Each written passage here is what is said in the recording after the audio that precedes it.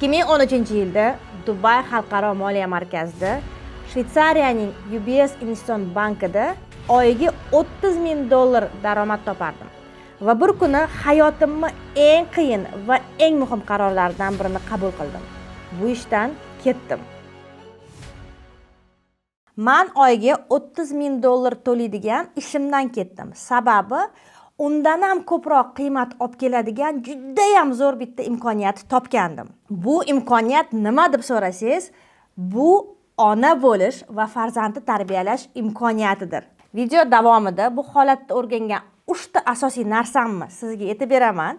Siz bo'lsa like bosib, obuna bo'lib qo'ying, ancha qiziqarli bo'ladi. Oldingi videolarda aytganimdek, Wall Streetda ham ishladim, Dubayda ham ishladim, dunyoning eng katta fondlari bilan ham ishladim, millionerlar bilan ham ishladim. Lekin aynan bu imkoniyat hammasidan ustunroq edi. To'g'ri, siz aytishingiz mumkin, farzand tarbiyasi qanaqa qilib oyiga $30,000 dan ko'proq qiymat olib kelish mumkin?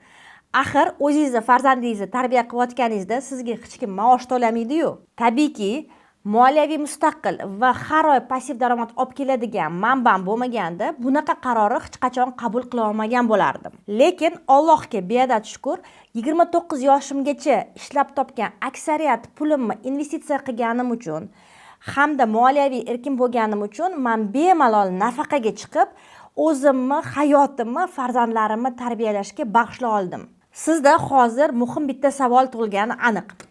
Qanaqa qilib dunyoda moliya bo'yicha birinchi o'rinda turadigan, Wharton'ni bitirgan ayol, Wall Streetda ishlagan ayol, karyerasi faqatgina tepaga ko'tarilayotgan bitta vaqtda qanaqa qilib hammasini tashlab, o'zini 100% farzand tarbiyalashga bag'ishlash mumkin? Nima maqsadda unaqa qilgan deb o'ylashingiz mumkin? Bunga bir nechta sabab bor. Avvalambor, dunyoning eng yirik va nufuzli investitsion banklarida yuqori lavozimlarda va juda yaxshi maosh topgan bo'lsam ham, har doim bitta narsani juda aniq yaxshi bilardim. Bu katta gigant kompaniyalar uchun xodimlari qanchalik qadrli bo'lmasin, ba'zi vaziyatlarga ko'ra, masalan, xodimga qo'yilgan natijaga u erisha olmasa yoki bo'lmasam xodimga nimadir bo'lib qolsa, xoh u kasal bo'lsin, xoh u hattoki dunyodan o'tsin va shunaqa vaziyat aslida menda bo'lgan, jamoamdagi bitta kollegam dunyodan o'tib ketgan, ming afsus, kompaniya u xodimni tezda almashtiradi va o'rniga boshqa xodimni yollaydi. Bu xuddi mashinani qanaqadir zapchasti buzilib qolsa, eskisini yangisiga almashtirishga o'xshaydi. To'g'ri, bu achchiq haqiqat, odamni tan olgisi kelmaydigan haqiqat, lekin shu bilan birga buni hech qanaqa nima deydi, xafa bo'ladigan joyi yo'q, chunki bu shunchaki biznes va biznesda nima muhim? Raqamlar muhim, foyda muhim. Shuning uchun ham xodimlar raqamga teng, xolos. Bu bilan kompaniyalar uchun xodimlar muhim emas demoqchi emasman. Xodimlar kompaniyalar uchun juda ham muhim. Lekin shu bilan birga agar kimdir ishlolmasa yoki hayotida qanaqadir og'ir vaziyatga duch kelsa, kompaniyalar bu xodimlarni o'rniga boshqa odamni ishga olishga majbur.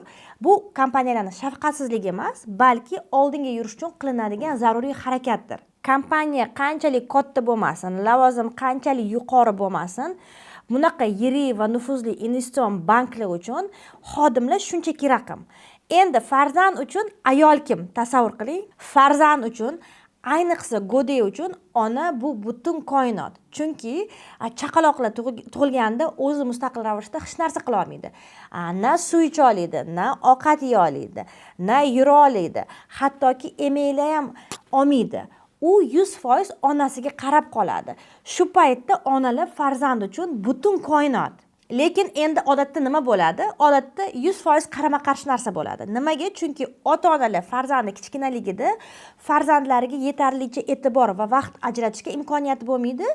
Chunki ular karyera yoki biznes yoki ro'zg'or tebratish bilan yoki bo'lmasam uy ishlari bilan band bo'lishadi. Farzandlar ulg'aygach esa ota-onalar oyoqqa turgan bo'ladi va shu paytda ular o'sha farzandlariga e'tibor berishga, vaqt ajratishga imkoniyat topishadi. Lekin bu vaqtda уже farzandlar ota-onalarga muhtoj bo'lmaydi. Chunki farzandlar уже katta bo'ladi. Уже ularni o'zini ishlari bo'ladi, maqsadlari bo'ladi, o'zini qiziqishlari bo'ladi, o'zini do'stlari bo'ladi va umuman olganda уже o'zini hayoti bo'ladi. Bu narsalarni barchasini e'tiborga olgan holda oyiga $30,000 to'laydigan ishimmi, dunyoni eng yirik va nufuzli investitsion bankida tez suratda o'sayotgan karyerammi, hammasini tashlab o'zimni 100% farzandlarimni tarbiyasiga bag'ishladim.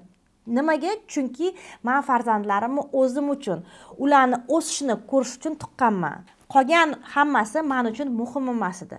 Bilardimki, u narsalarni hammasini kerak bo'lsa farzandlarim kattaroq bo'lganda bemalol davom ettirish mumkin edi. Hattoki menga ko'pchilik bozordan 3-4 oyga ko'proqqa yo'q bo'lib qolsang, hech qachon boshqa ish topa olmaysan deb aytishgan bo'lsa ham, men nimani bilardim? Meni fundamentim, ya'ni olgan ta'limim, ish tajribam shunchalik kuchli bo'lgani uchun men xohlagan paytimda yana qaytib ish topa olishimni bilardim. Chunki men juda ham yaxshi kadr bo'lganimni bilganman. Endi ikkinchi sababga o'tsak, meni hayotimni tubdan o'zgartirgan bitta kitob bor. Bu kitobning nomi 3 dan keyin kech. Bu yaponiyalik Masaru Ibuka yozgan shu kitobni va Masaru Ibuka nima deyapti bu kitobda? Bolalarni, go'daklarni miyasini 70 dan 80% gacha hujayrasi 3 yoshgacha rivojlanadi. Shuning uchun ham bolalar bilan qancha erta shug'ullansak, ularni qancha erta rivojlansak, ular shuncha aqlliroq va rivojlangan bo'ladi. Shu sababli qizlarim tug'ilishi bilan ularni rivojlantirishga to'liq kirishganman. Ular 1 yoshdan boshlab suzish, gimnastika, chizish, inglizcha, fransuzcha, arabcha, matematika bilan shug'ullanishni boshlashgan.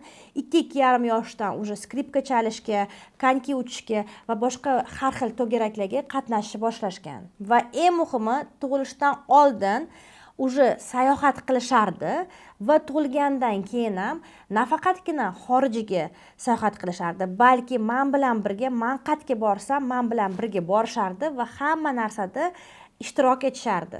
Bu kitobdagi bilimlar meni anchadan beri qiynagan savolimga to'liq javob berdi. Dunyoda moliya bo'yicha birinchi o'rinda turadigan Whartonda o'qib yurgan paytimda dugonam Magna Metal bo'lardi. U juda ham katta va juda ham boy hind oiladan edi va biz doim birga yurardik. Birga darsga kirardik, bir xil dars eshitardik. Darsdan chiqib u ortiqcha dars qilmasdi Magna. Men bo'lsam rosa yotib olib o'qirdim imtihongacha. Endi imtihonga birga kirardik, bir xil imtihon topshirardik, lekin doim imtihondan chiqqanda meni bahoyim 4 bo'lardi, Magnani bahosi meni bahoyimdan ancha yuqoriroq bo'lardi. Bu doimiy ravishda bo'lardi. Va bu meni doim qiynardi. Nimaga shunaqa bo'lyapti degan savol meni qiynab yurardi. Bu kitob o'qigandan keyin shu savolga to'liq javob oldim. Magnani kichkinaligidan ota-onasi rivojlantirgan. U doimiy ravishda oilasi bilan sayohat qilardi. Uni juda ham ko'p har xil hobbilari bo'lardi. Fotografiya bo'ladimi, chang'i uchish bo'ladimi, scuba diving bo'ladimi.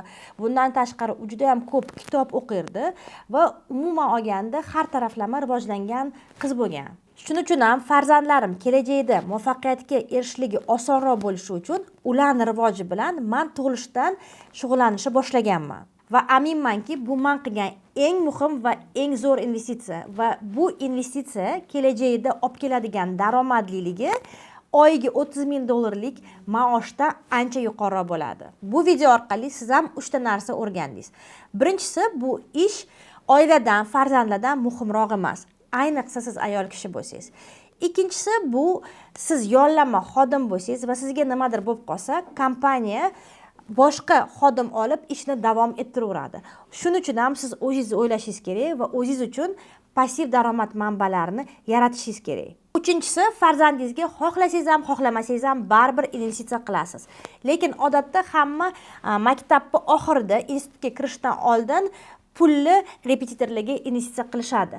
Lekin shu pulli va shu e'tibori shu vaqtda siz farzandingizga tug'ilishidan investitsiya qilishni boshlasangiz, uni institutgacha bo'lgan yo'lini samaraliroq va umuman olganda hayotda muvaffaqiyatga erishishni osonroq qilib bera olasiz. Hayotda oilamiz hamma narsadan ustunroq va farzandlarimizga biz o'zimiz investitsiya qilmasak, ularga hech kim investitsiya qilmaydi. Agar shu video sizga foydali bo'lgan bo'lsa, like bosing, obuna bo'ling va kommentariyalarda o'z fikringizni bildiring. Investitsiya va moliya haqida videolarimiz hali juda ko'p. Agar sizga qiziq bo'lgan mavzular bo'lsa, ularni kommentariyalarda yozib qoldiring. Biz ularni o'qib, video tayyorlashga harakat qilamiz.